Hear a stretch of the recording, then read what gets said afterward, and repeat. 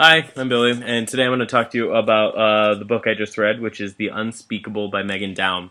Um, Meghan Daum wrote another book called My Misspent Youth. She's written quite a few books, but her other big book was written about 15 years ago called My Misspent Youth, and that was kind of a big deal in literary circles, I guess. And now this just came out this year, and it was on a few of the year-end lists, so I thought I'd give it a check out.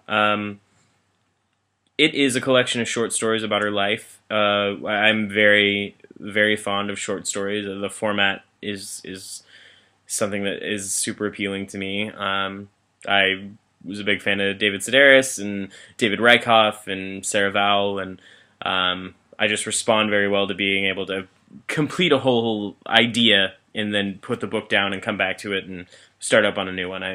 It goes well for me. The title is The Unspeakable and other subjects of discussion, and she calls it that because the things that she's saying, the ideas and the point of views and perspectives that she's bringing up in the book are not typically ones that you would hear from just anybody, because they are not particularly kind or decent. Almost. The first story, for example, is called Matricide, and it's about her experience with the last year or so of her mother's life. And her mother was terminally ill with cancer, and it was a very sad and debilitating, way to go. And it was very drawn out, and it's a very hard thing to hear, but that's not what is difficult about it. What is what is unspeakable, or what she's getting at, is that she had almost apathy toward her mother at the end. It was she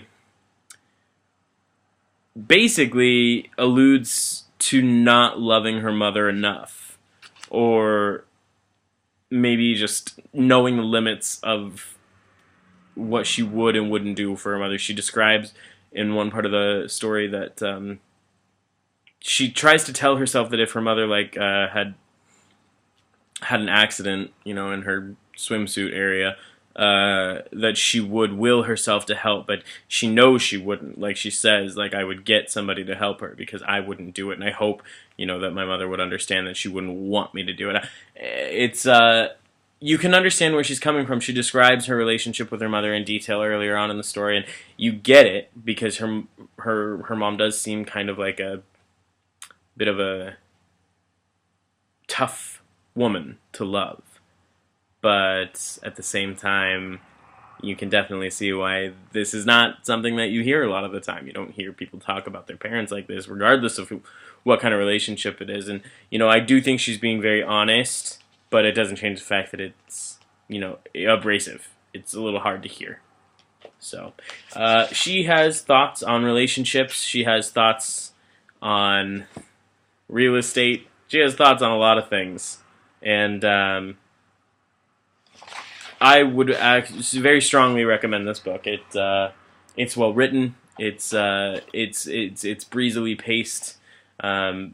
And it's a really great conversation starter, which I don't think there is enough of as of late. I feel like a lot of the books I've read haven't had the kind of bite, I guess, that this one does. So, yeah, I would give it a solid B+ or A- maybe. It's very thought provoking. I think is a good way to put it.